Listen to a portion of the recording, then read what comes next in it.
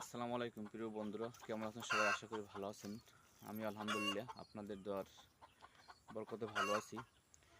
তো আমরা আগে অনেকবার শুনেছি বা গল্পেও শুনেছি যে মরা গাছে ফুল ফুটছে। তো আমরা দেখি নেই। আমি আপনাদেরকে দেখাতে চাই যে মরা গাছে ফুল না, শুধু ফল হয়েছে। তো আহ, আপনারা দেখেন, আমি দেখাইতেছি।